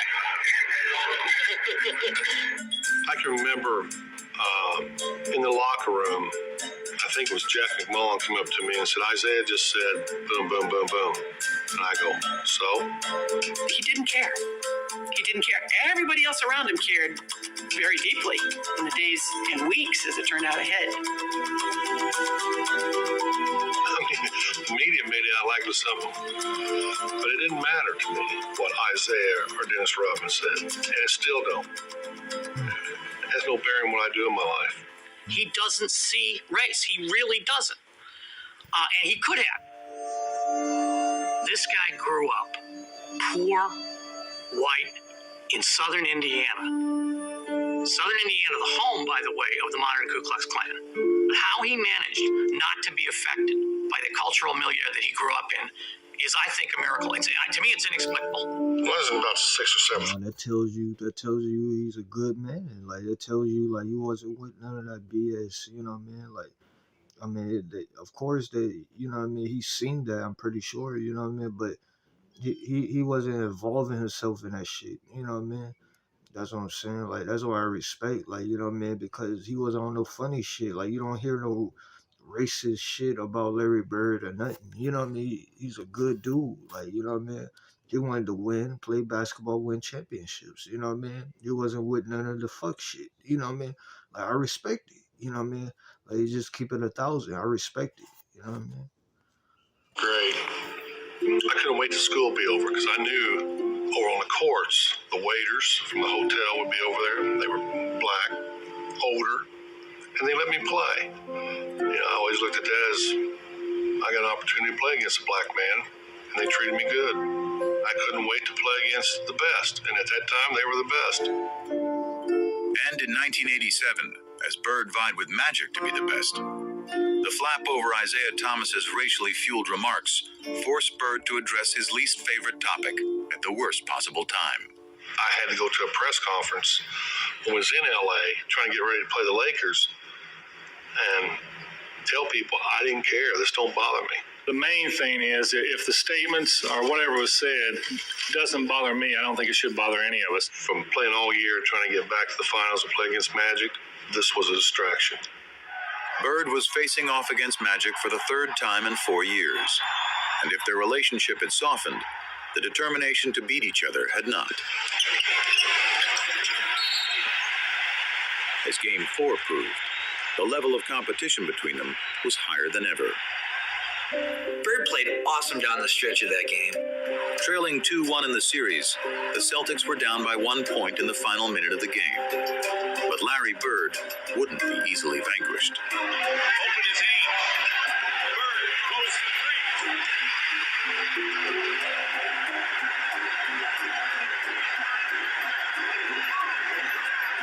With 7 seconds left, though, the Lakers still had life. 3 years earlier in the '84 finals, Magic had flubbed a similar situation. But this was a different Magic, one with a whole new bag of tricks. My man switched to Kareem, and Kevin McHale jumped out to me. As soon as I saw Kevin, I said, oh, I'm taking him. Magic puts it on the floor, a couple head and shoulder fakes, and he raised up in the air. And there was nobody that was going to get that shot. Yeah, iconic hook shot Magic did, boy. That shot is iconic ish. You know what I mean? Nah, Magic really got in his bag when he did that. Magic really got in his bag. You know what I mean?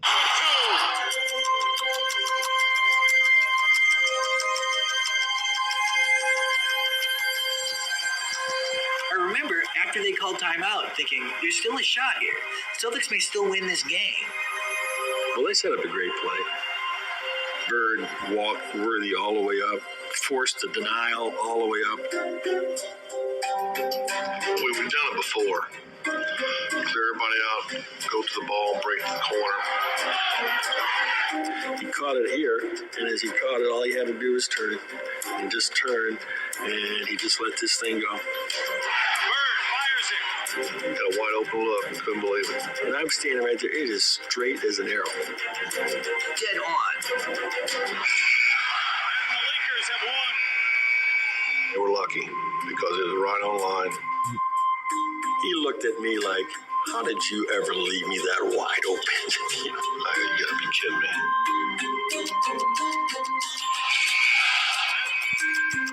Changed the whole series. The Lakers won the series in 6.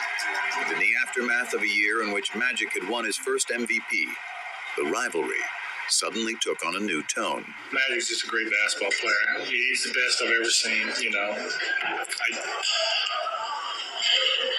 Unbelievable. I don't know what to say. I respect it, man. He let it be known, like, Magic was his competition, man. Like, I respect Larry Bird, man. Like, Larry Bird got game too, you know what I mean? Like, he really got game, bro. It just, he just came in into the stick. That's all it was, you know what I mean? That's all it was, man. God damn, bro. I keep fucking the camera. I was shocked that he said it because I thought to myself, maybe this is the beginning of a new era that's not going to include him. It was the passing of the torch a little bit. After vanquishing Bird in '87, Magic wasn't done winning. The following year, he squared off in the finals against his good friend Isaiah Thomas and the Pistons.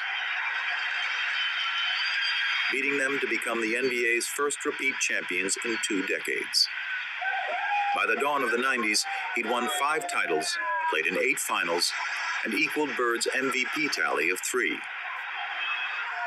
But the more Magic won, the less Irvin seemed to be around to reap the spoils. Once I tasted the champagne and the championship, I wanted more of that and more of that. So Magic kept growing because we were successful. And the persona and all of that came with that. The Prince of LA was now the king. And in Hollywood, being royalty had its perks. What was Irvin Johnson's vice? Now, you know, my publicist wants me to say winning. But women loved Irvin. Back then, before voicemail, they used to have these mail slots in the hotels where you leave your key. And when we get into a town, Irvin's mail slot would be so packed, and it would be just Susan and a phone number, Linda and a phone number, Joyce and a phone number. I mean, that was every... That man had all these females, all these.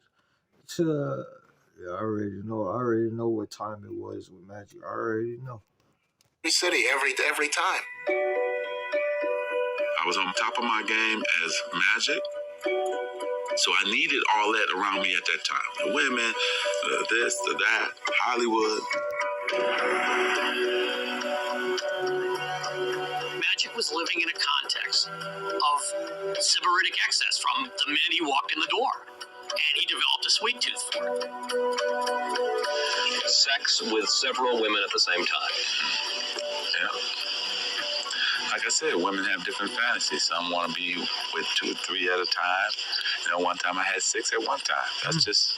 I really do believe he looks upon Magic Johnson as a movie character he played. I think Irvin got overwhelmed in LA by what it meant to be a star. That's probably true that the Magic ego swallowed Irvin a little bit, but that's okay because I couldn't win 5 championships without that. Through all of this haze of women and money and fame and fortune, he still kept basketball in number 1. He never seemed to lose that focus. Larry had 2 jobs his last 7 years of playing. It was playing basketball, and then it was him being committed to taking care of his back. He had first heard it in 1985, building the driveway at his mom's house back in French Lick. Larry decides to do it himself. This is Larry Bird, the superstar, out there breaking his back, literally shoveling gravel. And that was the beginning of a process. I would see him on TV laying down, and then they told me that he had to lay down on planes, different things like that. And I was like, wow.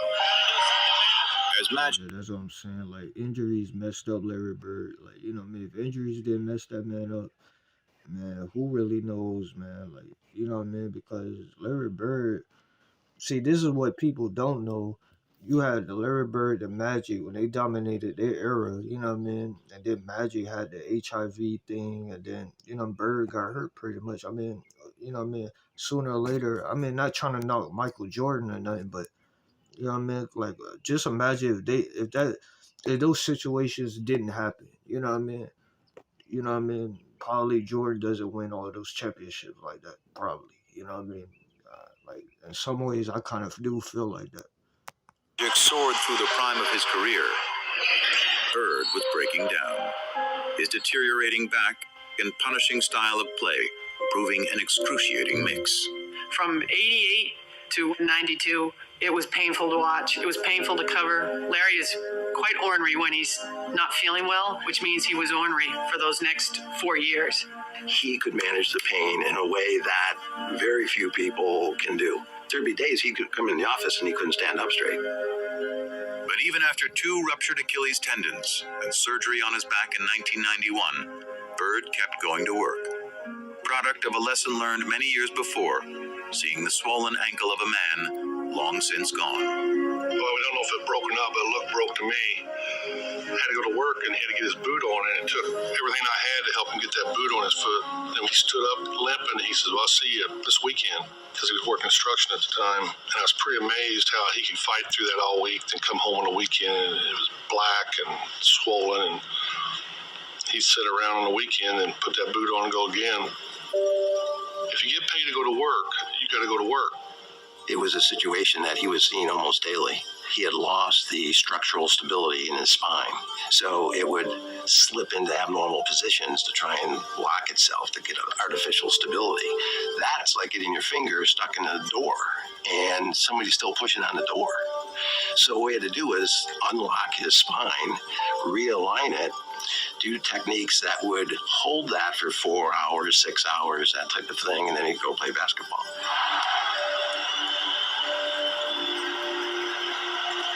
Every time I would play, I was wondering if I was going to be in a wheelchair, or was I ever going to be able to,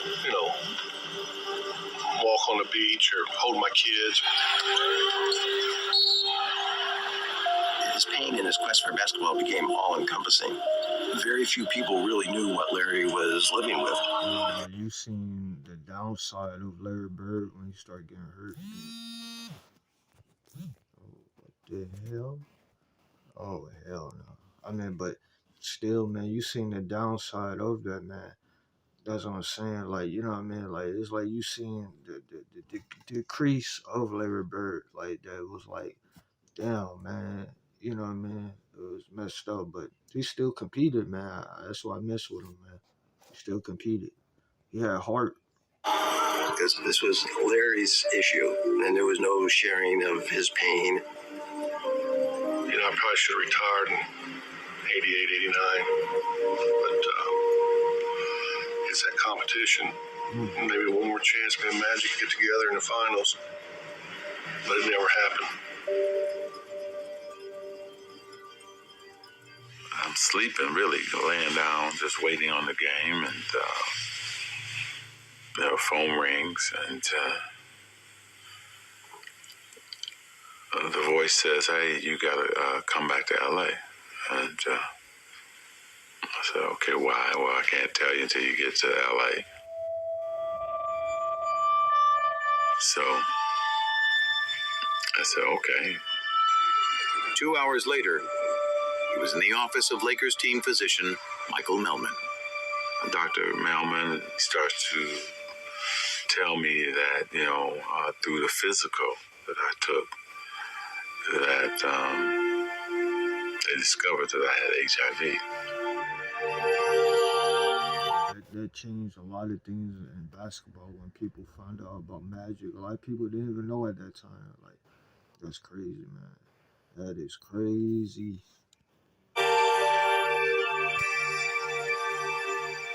First time ever in my life. I'm such a control freak, right? Do things the right way. I'm out of control. Oh, it was everything. How is it possible? What happened? How did it happen to me? And my mind is racing,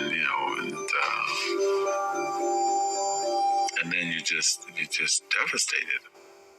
Further complicating things, Magic had gotten married just 2 months earlier, and he feared the worst for his new bride, Cookie, who was pregnant with their first child. I don't know what's going to happen with my wife and my baby. I don't know what's going to happen to me. I don't have control of the situation, and I was lost just for that next 2 or 3 weeks. And after Magic learned neither his wife nor his unborn child were infected, he began revealing the news to his inner circle. The phone rang, and it was Magic's agent, Lon Rosen. And he said, "Irvin's looking for you, call him." And I said, "I'll call him when I get to Paramount." And he says, "Call him now." I said, "Lon, I'll call him when I get to Paramount. I'll be there in 20 minutes. And he said, "You got to call him now. Irvin's HIV positive." I remember I was sitting on the bed. I remember standing up at that point. And I said, "How is that possible?" I'm thinking Irvin's going to get skinny and die. I mean, literally, that's what I thought. Irvin's going to get skinny and die. The first person I thought of was Larry. I wonder what Larry thinks. The day that I heard about Magic, it just sort of changed my love for basketball. It shook me up. You get that feeling, probably the same type of feeling I had when my father died. He wants to understand why, how can I talk to him? I need to speak to him. It was just really important for Larry to talk to him. It's sort of, I don't know. I wanted to hear it from him. Probably didn't believe it. Yeah, that was messed up, man. It was real messed up at that time, man. Magic hearing that. And Bird, man, was like, man, nah, man, I gotta pay respect to that man, because he was the main reason that made it competitive for me. Like, I'm pretty sure that's what made them want to compete. You know what I mean? It was like competing against each other and winning and stuff. You know what I mean? That's how it's supposed to be. Calls me, we're talking. It's just, how you doing? I heard about it, and you can almost hear both of us with some tears in our eyes, and I'm choked up because he did call me, and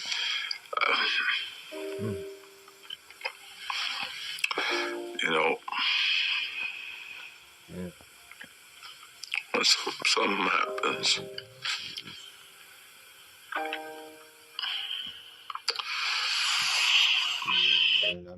That is a messed up time, man. Because it's like just finding out like that situation, and then Bird gave him a call. That's real, man. That's real.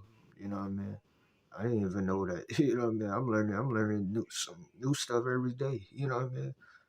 You know what I mean? But yeah, that's crazy. That shit is sad. That shit do be sad. to you.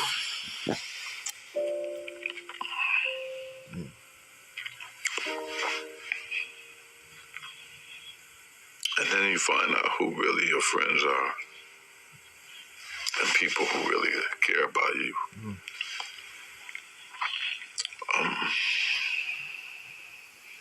You figure all those battles,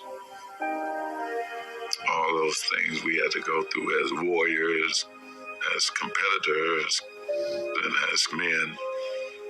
And here this man says, hey, you know what, man, you're okay. And so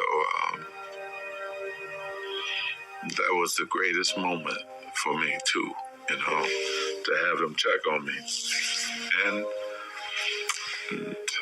to make sure I was okay. First of all, let me say good late afternoon.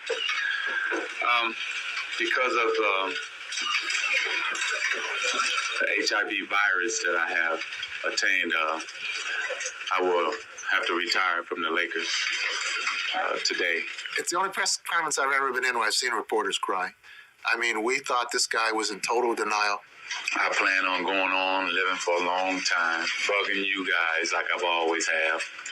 We thought this smile was going to be wiped off his face forever, and he was going to die, but we're going to watch him die in public. I just remember in the room, he was joking, and I'm sitting there looking at him crying, and he's like, Coop, man, I'm going to be okay. I'm going to be okay. It's going to be all right. I am going to go on. I'm going to beat it, and I'm going to have fun. Sure, come on. You're going to beat this? And to him, it was a contest. Larry Bird and Magic Johnson, AIDS and Magic Johnson, it's same thing. It's just a different game, different rules. But I understand at that time a lot of people didn't really know what was going on at that time, but I mean, you're not God. You know what I mean? You don't know. You don't know. You know what I mean? Like, I mean, that's what I'm saying. Like, that's what anything in life, like, right? People doubt it or this and that. And, okay, I mean, but you're not God. You know what I mean? I mean, that man ended up beating it. You know what I mean? He got like a cure for it. It's still in his body, but he got it like, cure, like medicine and all that. But, you know what I mean? Like, you know what I mean? You can't predict somebody's situation, man. You can't steady, this and that. I mean, you're not God. You know what I mean? I'm still going to win. He wasn't planning on going nowhere. Urban was planning that day to find the right medicine, to eat right, get rest, and live forever. That's what he was planning. Thank you again, and I'll see you soon. But as Magic put up a positive public face, his nemesis, still out of sorts, shed the mask he had hidden behind for years. He was visibly like, wow, how could that happen? You know, it really set him back. Probably the two toughest days I've had since my father passed away, and I've been very depressed and sort of been out of it. I listened to him talk in this press conference about how devastated he was, and I remember thinking to myself, goddamn, Larry found Irvin. You know, just out of the blue, something like that happening. It's just, I've never had, other than one other instance, and I was hoping I'd never see that again, because I remember how I felt weeks after that. And yesterday was just a sad day. And at his game that night, Bird was forced to confront pain he couldn't so easily play through. Didn't want to be there that night. First time ever. And really last. I remember we played in Atlanta. Had no feel for the game, you know. This wasn't a good time to be out there. Never had that before. That night he threw a pass. I'll never forget, he threw a half-court pass behind his back for a layup. And if you blurred your eyes, you squinted your eyes, it looked like magic. And it was Larry saying goodbye. You know, I mean, this competition thing is amazing. What it does to you. What you put your body through and what you do and what you say and how you feel. And knowing that he's not there wouldn't feel right. I think it's all them years. Yeah, I mean, because y'all competed for each other for a long time, man. College to the NBA, I mean, in the finals, yeah, man, like, yeah, it didn't feel right no more. I mean, y'all even did a commercial, you know what I mean? Like, you know what I mean? Like, yeah, it didn't feel right, you know what I mean, I respect it. Years that, you know, what's he doing?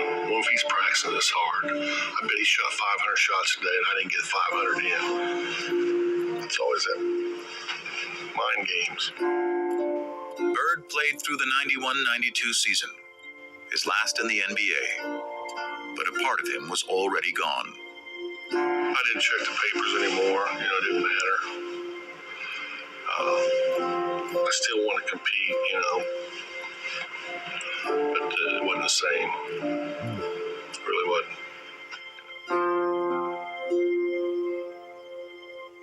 With the exception of that year when he was called Tragic Johnson, because on the basketball court, things didn't shake down properly, this is the first time I'm hearing ignorance, hatred, vicious, nasty things. There was some of my former teammates who had their own little things that they were talking about and why this happened to me. You know anybody else that's heterosexually got it? Come on, man. You in denial. I've been called gay, faggot, Irvin's lover. I've been called all that shit. Lon Rosen got a call from Isaiah Thomas asking, I keep hearing Magic's gay. And Lon said, well, for crying out loud, you know better than anybody he isn't. You're one of his best friends. And he said, well, we don't know what's going on in Hollywood. And the fact that Isaiah was questioning why he got this, I think it was really, really hurtful to him. Yeah, that's crazy. Isaiah said that? What? Damn, bro. I'm learning something new every day. Like Isaiah said, oh shit, I don't even know. Like, damn, bro. Like that shit be crazy, bro. Like, be careful who you keep in your circle, bro, because it's snakes in the grass for real. Really snakes, bro. Like, damn, bro. I did not know Isaiah was really. Damn, I did not know Isaiah get down like that. Like, yeah, Magic was your buddy. Like, what the fuck? You know what I mean? Like, yeah, that shit be crazy, bro. That shit blow your damn mind when you hear new shit every day. I'm telling you. He used to say, I don't want people to stop shaking my hand and giving me my hugs. He loves to be loved. And that's what bothered him the most, that people would change in relationship to him. He would show up at the Lakers facility to work out and to shoot some baskets, and he'd try to engage his teammates and say, hey, you want to play a little one-on-one before practice? And, oh, geez, no, I can't. I got to go get taped. Or, oh, geez, I got work to do. I got to do something else. The worst thing of all this, that I couldn't play basketball. I don't even think dealing with HIV. I couldn't play. The game, the surroundings was his whole world. That's his personality. When you take that away, you're hurting. I knew he was hurting in a big way. The only sex is safe sex, and that's no sex. As basketball went on without him, Magic performed ably in his new role as HIV educator and spokesman. I'm helping every way that I can. But he still pined for the arena, which had made him a star. So when he was invited to play in the 1992 NBA All-Star game, he jumped at the chance, promptly stealing the show and winning MVP honors. But that was just a warm-up. For the encore, Magic had up his sleeve. He's not done yet because we're going to go to Barcelona and bring back the gold for everyone here in the United States. For the first time ever, NBA players would be competing in the Olympics. And Magic, armed with a message, was not about to miss the show. It would have proved to people that you were not going to get the disease playing against me. And then also for me too, personally, it was therapy. It was a way to say, man, you get to do this one more time. There was also one other perk. I think playing with Larry was very important. That's something they talked about. I mean, he was going to be on the dream team. He was going to be with Michael. He was going to be with Barkley. But he was going to play with Larry. Magic kept saying to him, I just want to get you out on that court one more time. Let's just have one more sequence like we had all the way back in 1978. But it was interesting that with Magic being the one that was HIV positive, he felt great. He was in the best shape of his life. He had worked so hard to make sure he didn't go there as a token player. And here was Larry, who couldn't even practice, who could barely move. But you know what? Didn't matter. We were still together. Didn't matter. Hold me close and hold me fast. The magic spell you cast. This is La Vie en Rose. When you kiss me. And when he got his opportunities, he switched a few. I see La Vie en Rose. Who's taking the last shot with the game on the line? To your heart. When I got my opportunity, I still was Magic.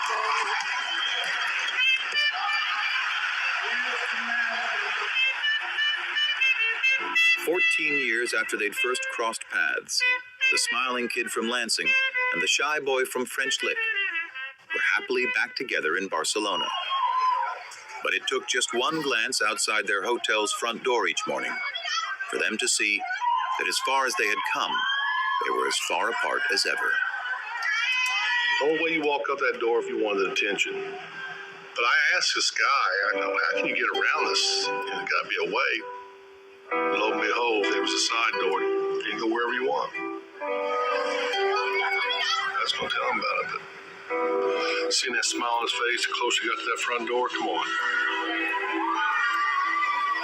You didn't want no side door, Irvin. There you go right in the middle of them. There you go. I'm going out the front because that's who I am. I don't go out the back. I don't go out the side. That's not me. If you want to go somewhere in a hurry, there's a door that leads you there. And I found it. I respected him for that. And so, hell, I would try to find a side door for him. And we never tried to change each other. That's what made this relationship great.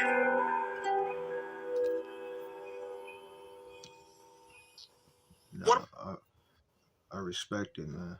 My pet peeves always is when people say, oh, Michael Jordan saved the NBA. Bullshit. Bullshit. Magic and Larry saved the NBA. Thank you. Thank you.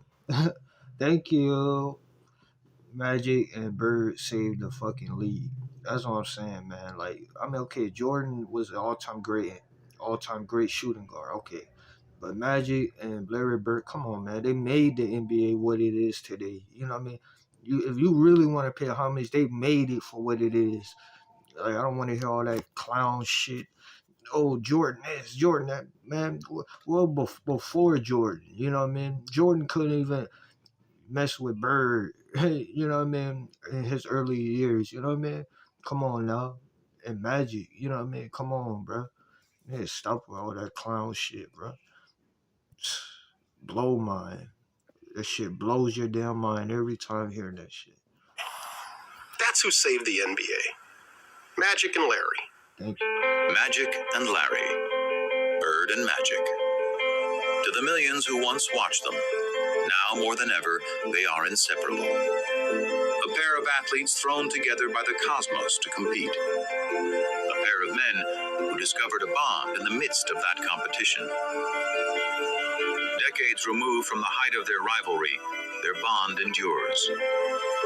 Two impossibly different men with a connection only they can fully grasp. It's almost like a private little club, and only the two of them are in it. And every once in a while, they need to show up to have a reunion and pay their dues to each other. But they don't need the day-to-day contact that most friends need. It's just not that kind of relationship. But I always get this good feeling when I know I'm going to see him because he makes you feel good. You know, he really does. He's unbelievable. He's very private, but if he's your friend, man, you got a friend for life. And Larry Bird is a straight shooter. He'll tell you when he don't like you. That's one thing I wish I could have from him, that he has that I don't have. I wish I had that. I mean, he walked in here, this whole room had changed, and maybe that's what I always wanted to be, but I just couldn't.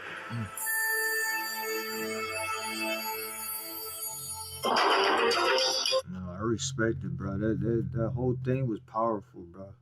I learned a whole lot in this video, bro. But, bro, you know what's up, bro, when you watch the whole thing. But like, comment, subscribe, share the video, and let me know in the comments what y'all think, and more videos